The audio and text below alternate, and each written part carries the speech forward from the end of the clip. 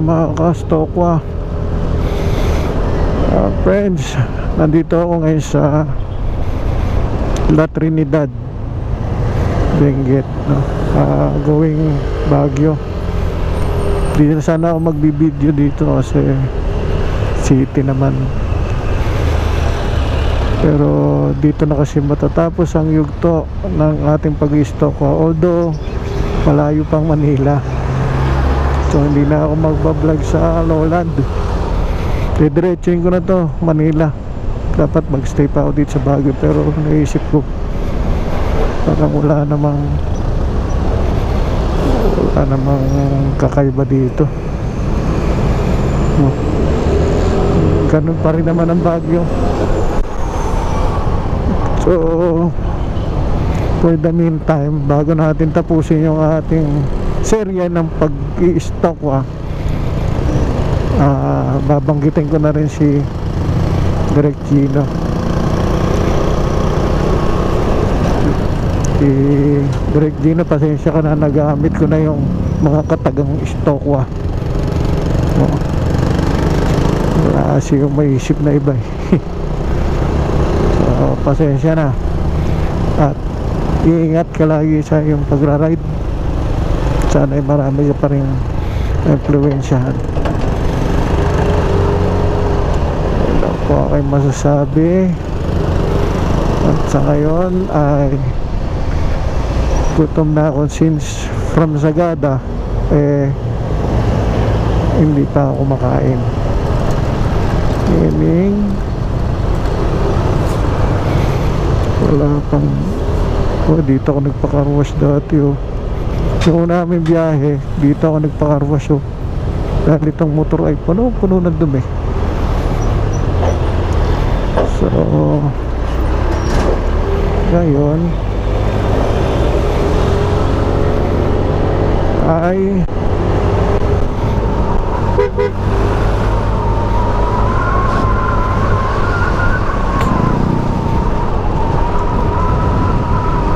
ito na. Wala pa akong breakfast, past 1 na, friends. Gutom na ako. Dumaan pa ako sa Mount Olis. Hindi naman tayo nakakuha ng magandang view ron at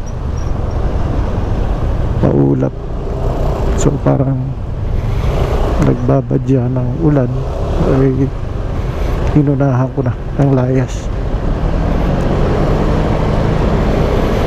Dito ang pagbubuno sa traffic.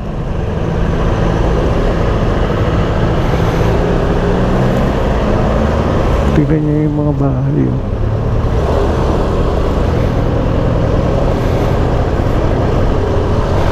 ito na yung mga bahay dito. Ayun parang sa Brazil.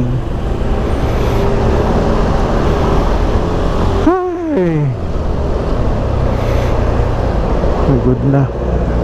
Tapos ang balita ko kailangan naka-best, reflectorized best dito sa Baguio. Pero ayan, marami naman ako nakikita hindi naka-best. So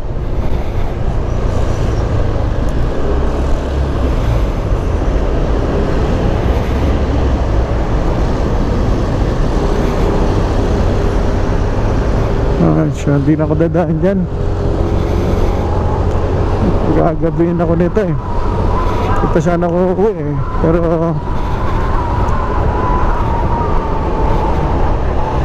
yung ating budget ay numinipis na.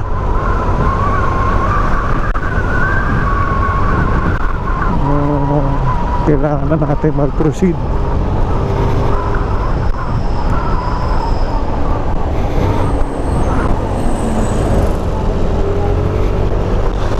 At saka nakadibta naman ako bukas, pero parang papasok na lang ako dahil may importanteng kailangan gawin.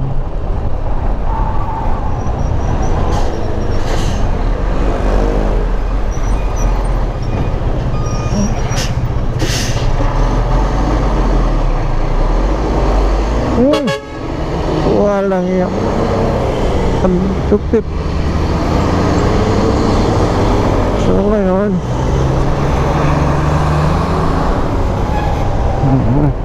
ito na. Ito na nga, Baguio City. Saan na nga ba yung ano, pupunta sa Quezon? Trancoville. Teka. Parko. Bukas ko muna ng Waze. Ayan.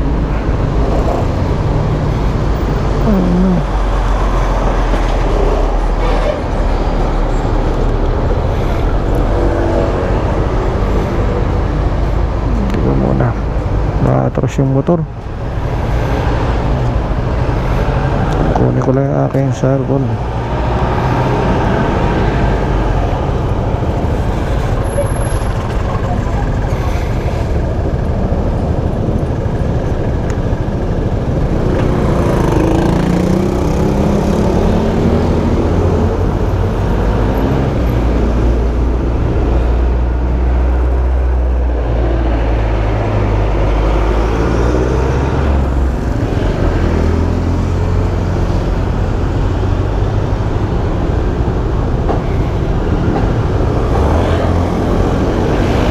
Ito cellphone na to, tumitirik na.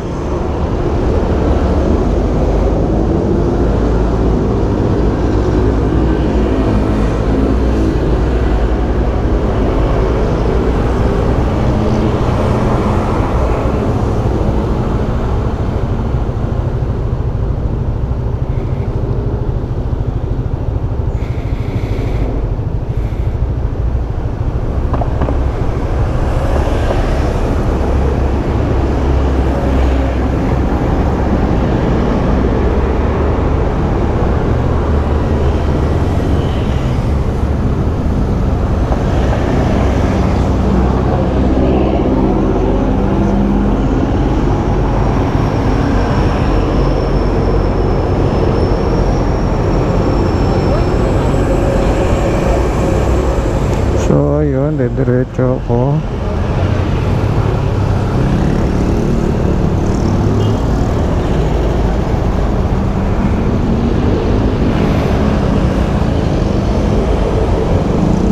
Doon lang. Okay.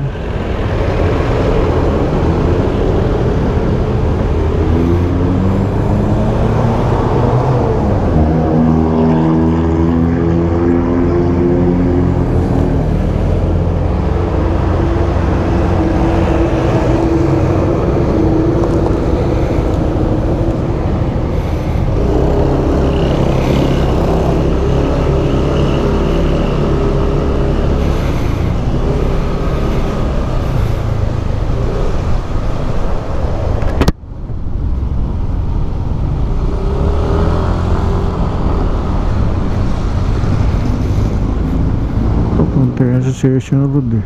Dito na lang ako para iwas huli.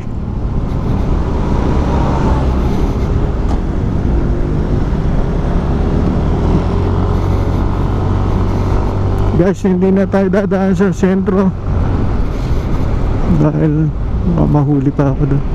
Although wala ako, dami naman din nakabes. Tsaka ano, wala naman akong ganong ano lang, magtatagal pa yung oras. Diretso na ako nito. Gara anong motor yung taas. XRM mo ginawang ano shock sa taas.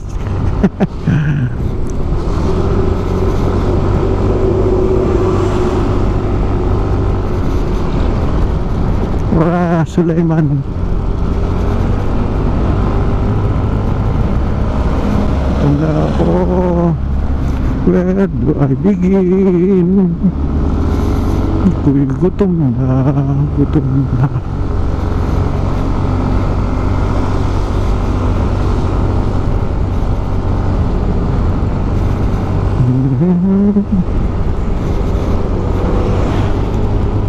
Kaya pa kaya to? Matinding bakbakan na to. Pabalik na ng Manila. Biro mo, kakain pa ako. Kalagyan mo ng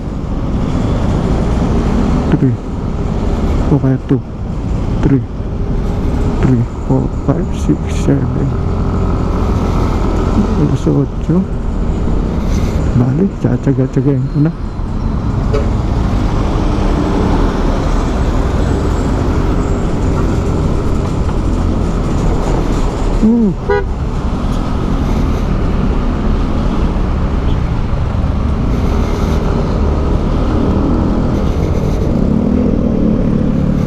Yun yata yun eh. Ay, kalito na. Ay, hindi. Kasi kailangan ko munang makita yung SM. Yun yung palatandaan eh. Pag-aano ka sa SM, ibig sabihin malapit ka na sa Canon. Oh.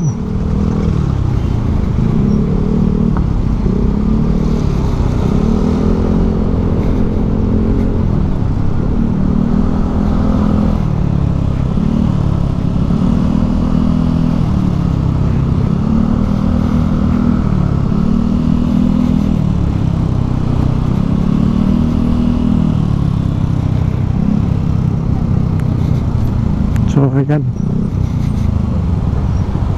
ano, papunta sa Burnham. Ito, kaliwa.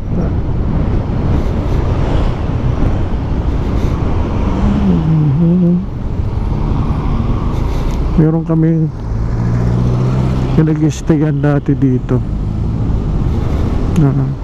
Oh, Jollibee.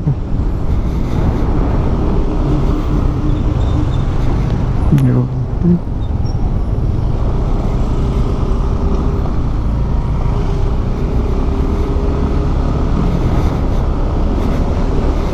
Kakahanap ko ng kakainan. Hanggang ngayon nandito pa rin ako. Saan ka ba talaga kakain? Nasa city na ako, hindi pa ako makakain. Ano ba yan?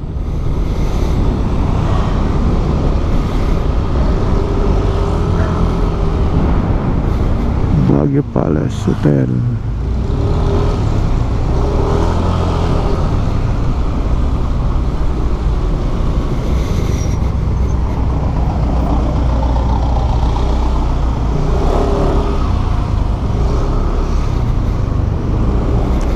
Okay na nga. Ayan, nagawi din ako dyan. Doon ako somewhere nakakuha ng room eh. Kumaliwa ako doon. Tapos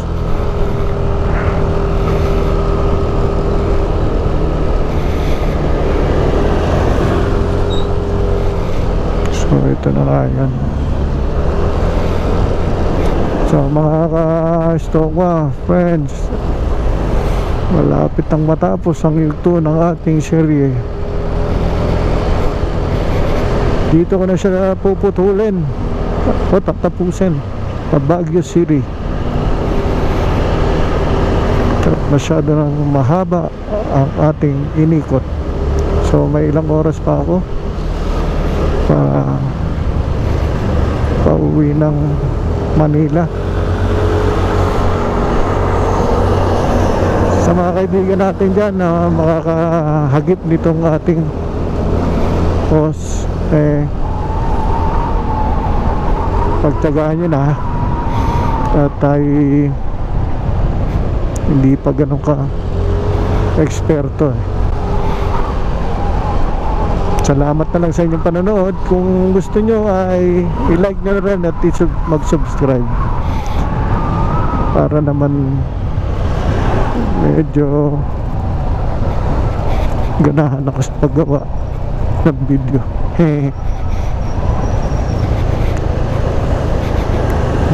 Saan na yun?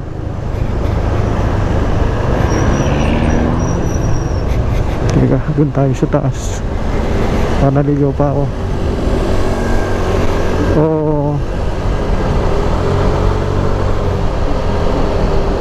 Dito. Yan. hanap tayo ng pwestuhan dito. Yan, titingnan natin kung nasa naga tayo. Ayan.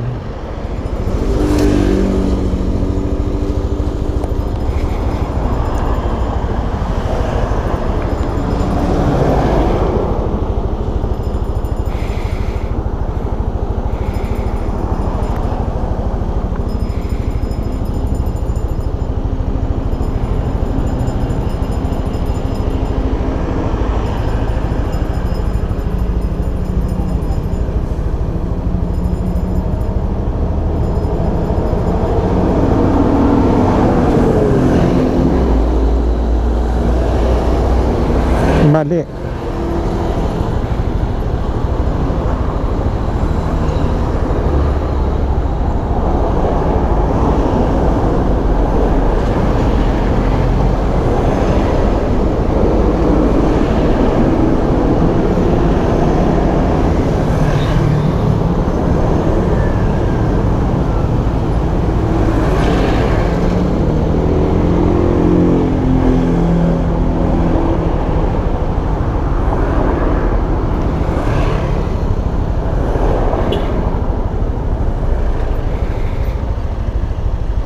Nakulang pa yata.